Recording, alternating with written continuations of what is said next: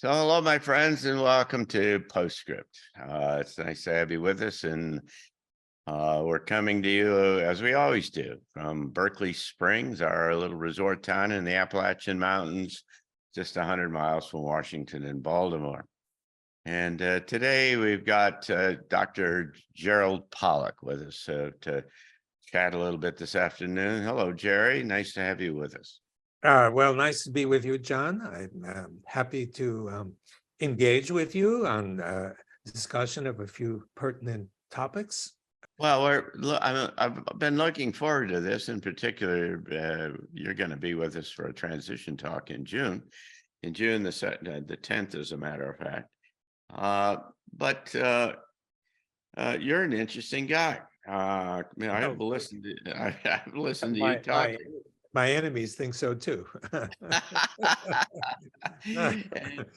And I've listened to you talk a little bit, and I know a little bit about where you're from. And from the University of Washington, I used to fly airplanes for the Navy out of Whidbey Island, up a little north of there. So it's been a good Oh, is bit. that right? Oh, yeah. I've Yeah, been so I spent a good bit of time in and out of Seattle and hanging around. It's a beautiful place, and but in the wintertime, in the Whidbey wintertime. Island, at least in the wintertime, it's overcast all winter long, and it's Well, it's not so different here in Seattle, I can assure uh, you. I remember distinctly it just you had this month kind of period where it was all gray, punctuated by about 3 times when the sun came out and you could see Mount Baker or something, and it was glorious. And it's Mount Rainier too, and everybody's smiling when the sun comes out. it's a beautiful part of the country. Now, what's your discipline? You have run a laboratory there at the University of Washington. Well, I still run a laboratory at the University of Washington,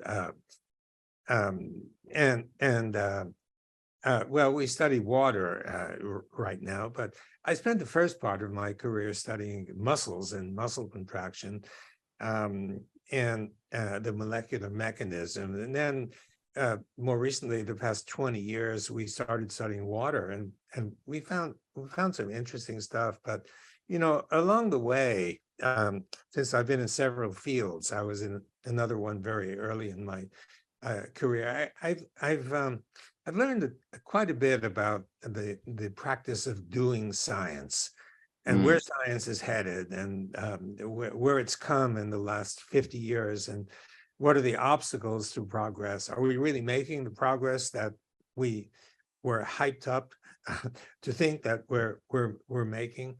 And this is, for me, a subject that's almost as interesting as the subject of water. Yeah. Maybe in some ways more interesting because it has to do with the totality of science. Well, this is important. I want to go there, but this is really important to the kind of things that we're interested in here at the Arlington Institute, because we see this as being this transition space between 2 eras, the likes of which has never happened before.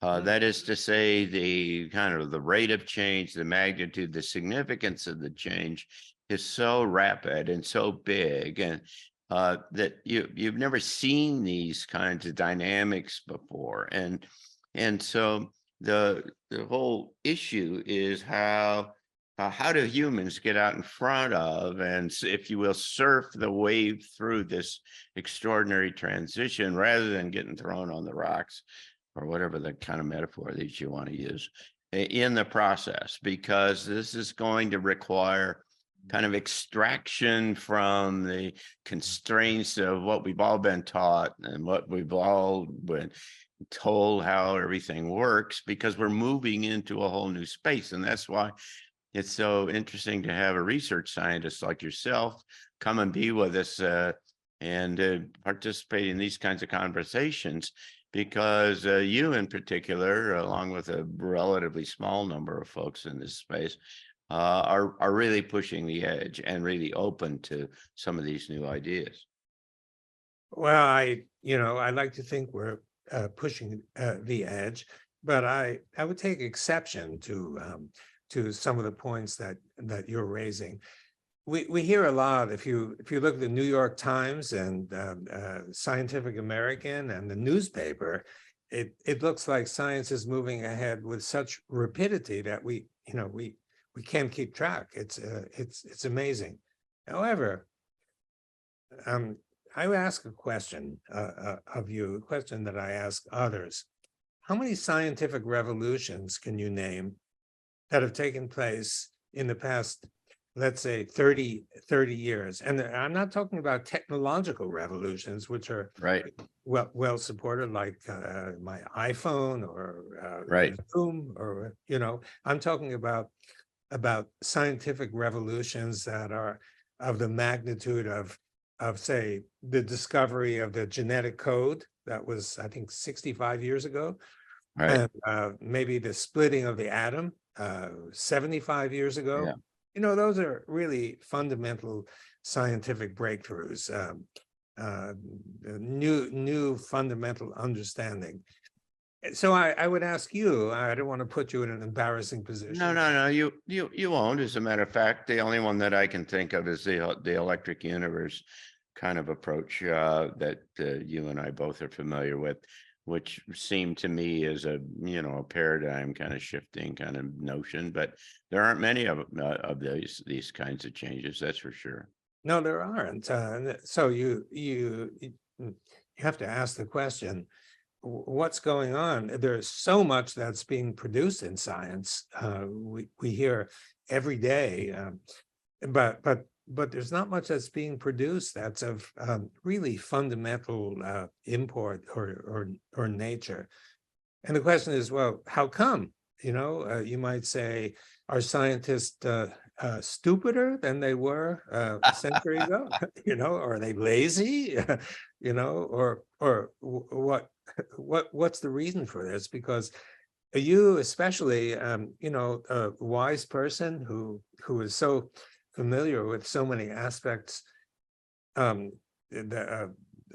nature, of science that are going on, you're hard pressed to name even a handful of scientific revolutions. And that's what science is about, Yeah. and if we know everything there is to know, then we might as well stop, right? But there's a lot that we don't know and we don't understand. And yet the revolutions are not coming. Yeah. Yeah. So I'm not sure if you agree with me, what would you attribute to this? Is science getting more Yeah, of difficult, or- course. No, I would agree with you. And I think that some of it is suppressed. I think that there are things that are being discovered that the government, different agencies in the government and stuff are suppressing for what they consider whatever the national security reasons, other stuff. I've played in the edge of energy generation and any number of other kind of things in this space. And I know that there's just amazing kind of things that people have come up with that have been suppressed. I think there's an also and perhaps it's a variant on the same kind of motivation to suppress patents and grab patents and suppress that kind of research is uh, the role that the media plays in all of this, and to kind of look down on and not encourage all of this. I mean, I'm pretty convinced that there's a direct government role in terms of the media that gives direction to what they are willing to talk about and not. And so they certainly have a role to play in this whole kind of process. There's a bandwagon kind of effect. There's a lot of things about science that people jump on bandwagons, and I mean, I'd say climate theory is one of those where they're just bundles of people who have never gone down to the principles, the fundamentals, and they just presume everything. There are things in electrical engineering, for instance, that are like that people have just piled on top of stuff that Maxwell and Heaviside and some other folks in the past have done some original mathematical and equations work, and everybody just presumes that it's the same, since it kind of models what happened at the time. It was the best thing they had at the time. Then they pile on top and go on. But then guys like Tesla come along and say that's all stupid. But then they suppress him too because they can't make enough money because he doesn't want to make money for JP Morgan. And so I don't know. There's a combination of things, but I'm sure that there's a social in the bottom of all of this thing. There's a social pressure that's an integral part of the whole thing that has a whole lot of scientists that keep their head down rather than stand up because I've been in scientific meetings and boy, people just get attacked like crazy. And I mean, you got to be pretty tough and thick-skinned in order to play in that kind of space. And if you're not inclined that way, then it's hard. Well, I agree with everything you said.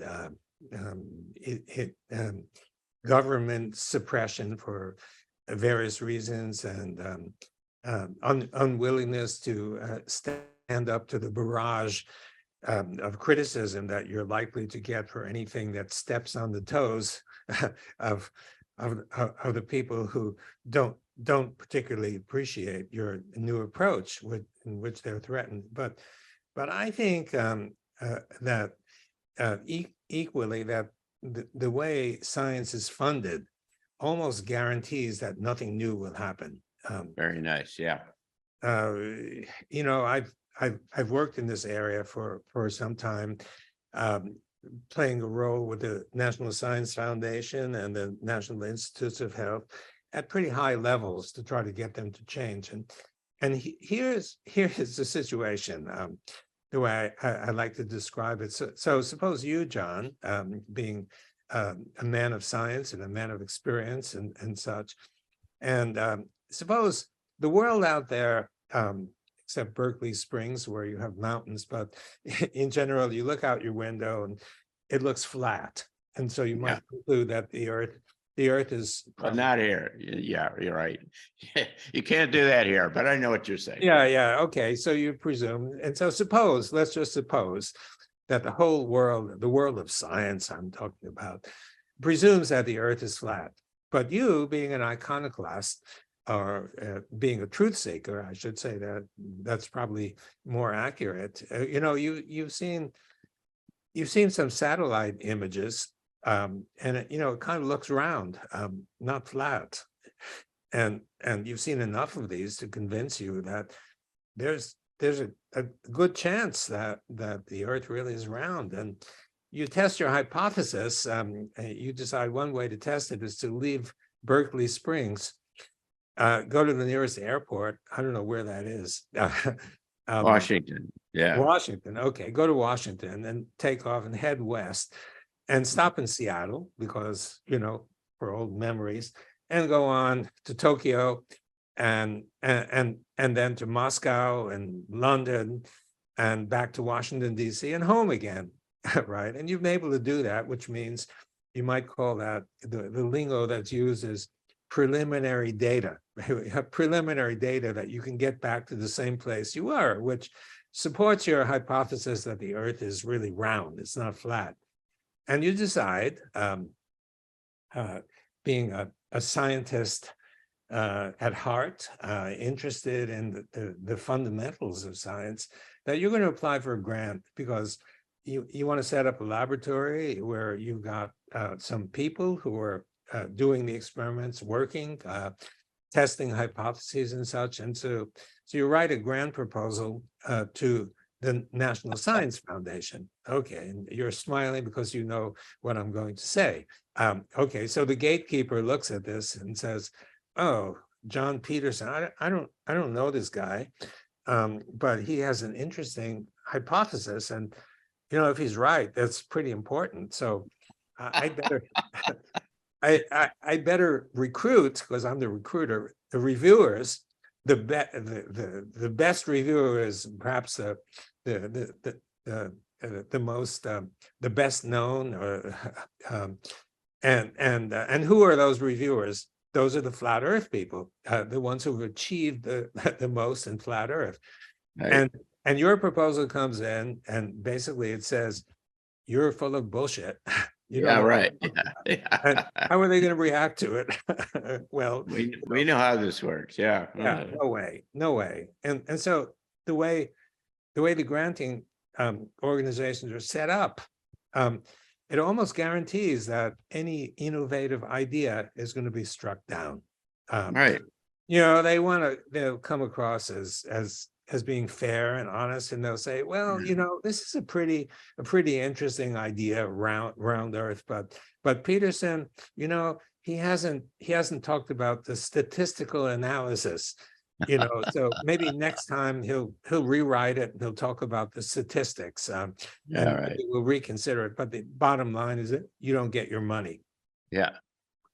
So the Well, impact of this, the impact is really deep, because most scientists, there are a few exceptions, but most scientists won't put a proposal into any of the right. granting organizations that Well, challenge. they got their finger in the wind. They know which way the wind is blowing, and they know it isn't going to work. I mean, it's pretty obvious that, uh, and there are a lot of criteria for funding that are driving you down, a variation of where you came from. Oh, yeah, absolutely. Yeah, that's where the money is. And that's why we're dotting the i's and crossing the t's. Right. And and the universities have gotten very good in their public relations. And Professor X writes a paper and it gets published in one of the premier journals, and those PR people will be right on it and blast it Yep. to the entire world. We got a potential cure for cancer here. Looks Yeah. like Right. Right. Right. Professor X. Yeah, it's never a cure for cancer; it's a potential cure. And Right.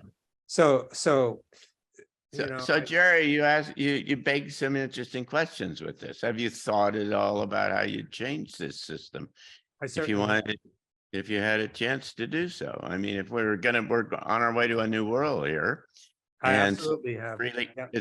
it's fair to start thinking about how we build a new world. So in this area of science, how would we do that? We created something called the Institute for Venture Science. If anybody's interested, it's ivscience.org. IV as in intravenous, or Institute for Venture, ivscience.org.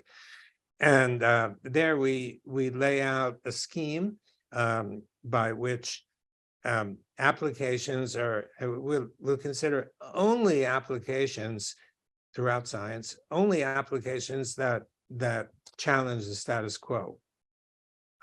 Otherwise, we're not interested. And we have a vetting system that we've developed, and we don't want crazy ideas.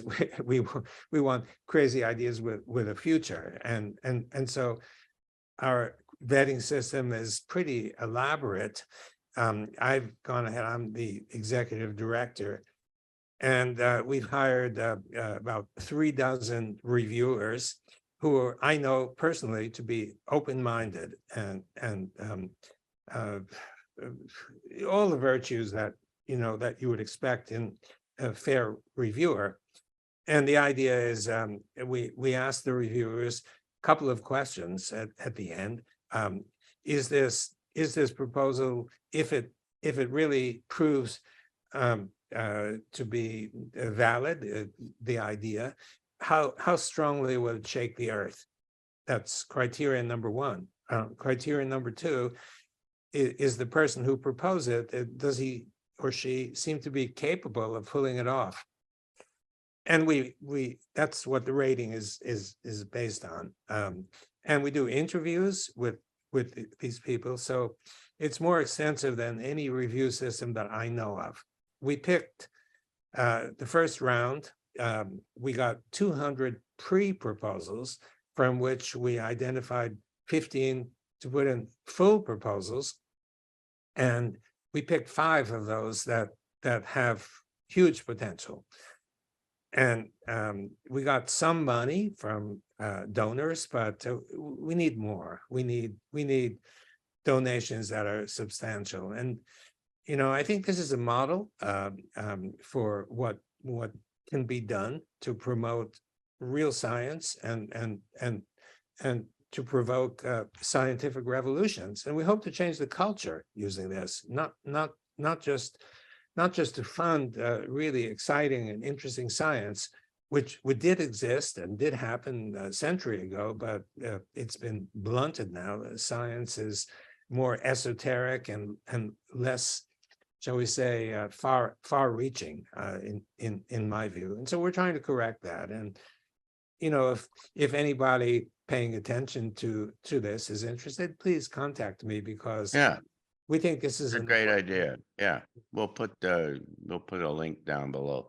Okay. And so that, well, yeah, okay, so you've raised an interesting kind of new model of a way that you could do this thing, but you're surrounded by the old world at the moment, and the whole government funding paradigm and approach. And so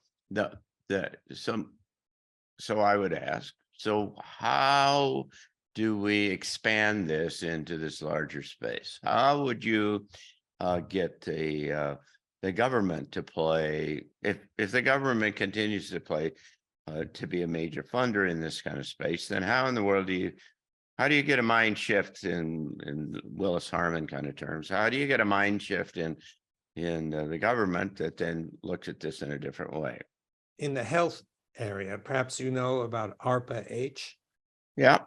Yeah. So in theory, the government has decided that the war on cancer has been lost, right? So President Nixon declared the war on cancer more than That was a 50 long years time. ago. And That was a long time ago. Yeah. yeah. And I guess, the war hasn't been won. That's right. Yeah. And so, you can bang your head against the wall and you can keep doing it and you won't get anywhere except more headaches. Or you can try something different. And my understanding of ARPA-H, the idea is it's designed to work the way DARPA worked Sure. at the beginning, where they hired people who showed a lot of promise. They Sure. gave them a budget, do what you want, and out of that came the internet and other advances. And so someone from the government, I don't know who it is, decided that that's the way we should do it with cancer. It produced so much.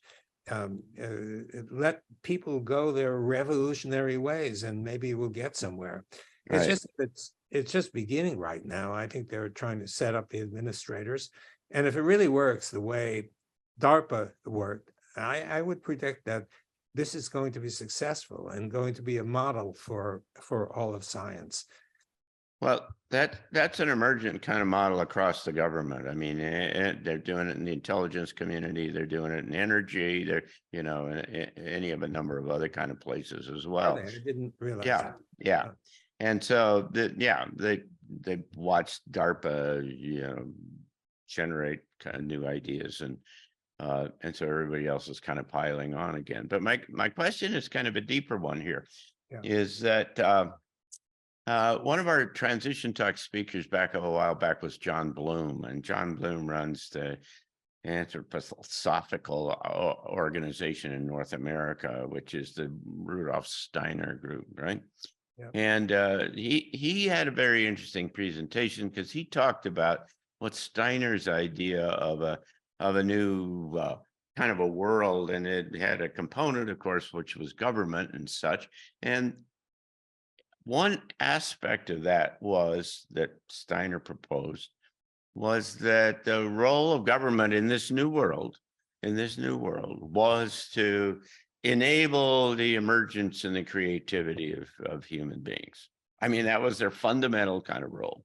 Yeah. It wasn't to protect and all these kinds of things, although I'm sure that there's a component and a subsidiary kind of aspect that is in his way of thinking. But there was this amazing, wonderful kind of shift that said, you take all of these resources, this giant kind of capability, and you turn it and torque it around, and you say, all you defense contractors, your job is to make people creative and innovative, and what is the best way that you can come up to do that, and so on. And you go you go to NSF and in terms of their funding, you start to build that kind of criteria that you're just talking about. And so that sounds big and and abstract, maybe, and theoretical at best. But I'm here to tell you that in my space where I work, that I'm watching guys like a guy named Martin Armstrong, who's an economist down in Florida, who is a forecaster. And he developed a computer program called Socrates 40 years ago. And it's all based upon the cyclical nature of how all the component parts of the reality work. And Socrates has never been wrong in 40 years in being able to pick whatever the highs in the market. I mean, this guy was in the hedge fund business and other things. And so he was primarily looking at finances, but it said that Donald Trump was going to win 6 months before the election. It says that the climate is going to get cold, not going to get warm. It's got all of these it's got a huge history of being right. Like I say, never wrong in 40 years. Now, I'll tell you what I'm getting to here is what Marty Armstrong's program says, that between 2025 and 2027, there's going to be a global civil war. And what that means is that there's to be a wholesale planetary uprising of people across the planet against governments based around the idea of betrayal. That essentially, for lots of different reasons, people all kind of come together and say, you screwed us. We trusted you and you took advantage of us. And what they effectively do is pull down governments all over. This is in 2.5 years, right? And pull down the governments. And by 2027, or soon after that, there is no United States of America. And by 2032, there are 5 or 6 new countries in North America that presumably subsume parts of Mexico and Canada or whatever, however they configure themselves. Okay, that's someday worth of discussion all by itself, obviously. But the interesting point is that you have, if you give any credence to that at all, what you have here is looming, coming our way and accelerating, is the possibility to restructure, redesign a whole new way of living, maybe in your own little country or however this thing all works. But there's a situation arising here that we've never seen before, never. That you have a chance in a very compressed period of time to design a whole new way to get rid of all of these old ideas, or some of them at least, and start to rebuild a new kind of world. And so, some of the things you're talking about are really kind of timely, and in terms of this larger direction that it seems to be going. Well, everything you say is hugely interesting, and the chaos that's likely to ensue from something like that would be really impressive. And well, you got it. And most people don't get the complexity of the whole thing and what has to happen in a very short period of time. I mean, it's mind-boggling if you know anything about it, how the system works. Well, I'm with you on that. If it really happens, and there are signs of it happening, I hate to admit, but but I think science is not going to be the first thing on the agenda. Well, wait, Jerry. So the aliens show up, and I'm not being crazy here. Because I know what's going on some places in the government, and the Senate Armed Service or Select Services on Intelligence has got a dedicated subcommittee just on looking at UFOs and aliens and what's going on. There's a whole new big program inside DOD and the Department of and the intelligence community that is, they're building a whole bunch of 80 people to do nothing but study and look. They're calling all kinds of people in from all over, every discipline they can think of, anybody that they know to talk about. So what you also, so you follow that trajectory and you say, "Well, wait a second, where's that going?" And it's clearly headed toward a place where it suddenly opens us up into a whole new engagement with a larger kind of reality and intelligences that have been around a whole lot longer than we have and know a whole lot more about how this all works. That could, I mean, if you try to say what is the critical mass, not the critical mass, but what is what are the impetus that drives, that facilitates this shift in mind? I mean, that's one, to say nothing about any of a number of, I wrote a book about some of this, so I mean, I've thought about it, but Oh, this, it could happen. yeah, it could happen. And so you're opining that maybe if and or when it happens, that there's definitely an opportunity for Yeah, a new way of looking or doing science. Yeah. Well, yeah. I mean, if these guys show up, and this is not far-fetched, by the way, and say, "You don't understand how physics works. I'll just tell you how physics works, because we just came from that star system and the other thing, and we showed up, 5 minutes later than when we started or something." And then suddenly you've got the driving force, the organizing, impetus to try to really look at things differently. well, yeah, looking things differently, it can't hurt. Actually, it can help because as I've been intimating, my own opinion is science is stopped. It's practically dead. There are so few people who are doing what what science is or should be all about, is starting from fundamentals. If the foundation is weak, no structure can build on a weak foundation. And so you have to dig beyond, dig down and ask yourself questions. Can we explain things at the fundamental level, or are there anomalies? And if there are Yeah, anomalies, we usually sweep them under the rug, and we say, yeah, well, we like the theory, and probably these anomalies, somebody will resolve them in the future. And so we continue with the old paradigm, right. leaving, and when the anomalies, when they grow too large in number, or too obvious, too blatant, we have to ask the question whether the foundational theory on which we Right. build is right, or maybe we need to look elsewhere and look. And there are so few people who are doing that. And I think, as I said, the reason, I think, has, in my opinion, a lot to do with the granting agencies and how they work, and Mm, also what you were mentioning about people who might be impacted by the new theories, who have the power to prevent their emergence.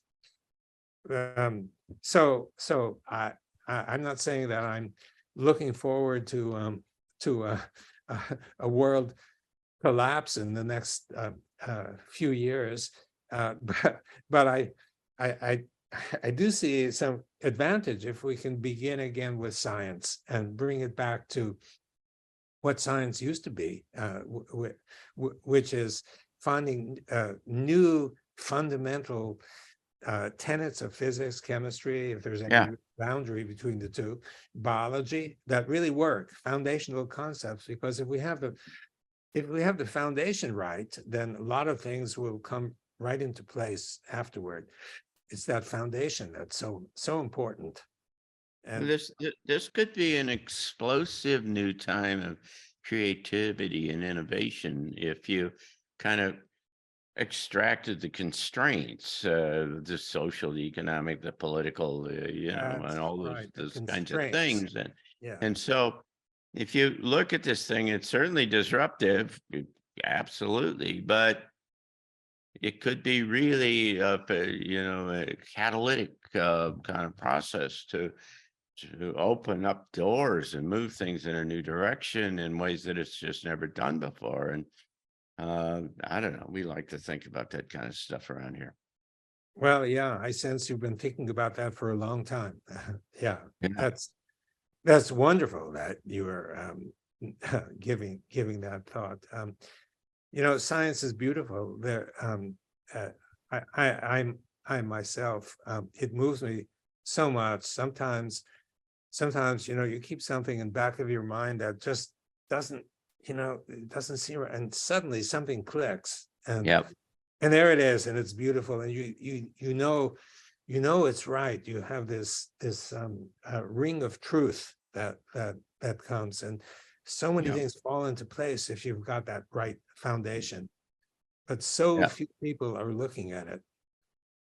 No, I know what you mean. You all of a sudden there is a qualitative kind of aspect to the concept and the idea, and that one's right. I know how that works. Well, it's really been fun chatting with you here today, and I really Well, you too, appreciate. John. I'm really looking forward to being there with you. Yeah. Let me remind our viewers that on the 10th of June, you're going to be here in Berkeley Springs, and you're going to be on live stream. And so you don't have to come to our little resort town, although we would certainly show you a good time if you came back here. Well, But I'm you can planning to be connect. there. Yeah. Yeah, well, I know you are, but for those who are watching, Right. that you can connect in with the live stream. Okay. And by the way, the live stream is available, and you can watch it as much as you want for 6 months afterwards. So I mean, it's pretty. You could lay in bed in your pajamas and watch it if you want to. So you can. It's a pretty good deal. But in any case, we're looking forward to having you, Jerry, with us. And for those of you who are viewers today, please look at transitiontalks.org and check us out at arlingtoninstitute.org, because we got a whole bunch of other interesting programs that we do that are all around this whole idea about kind of moving from one era to another one, and how we all kind of anticipate and understand what might be coming our way, and how do you prepare for all of that. So Oh, yeah. that's why we're excited about you coming and being with us. And thanks for the conversation today. Thank you, Well, Jerry. thank you. So interesting. Take care. Bye-bye. Okay.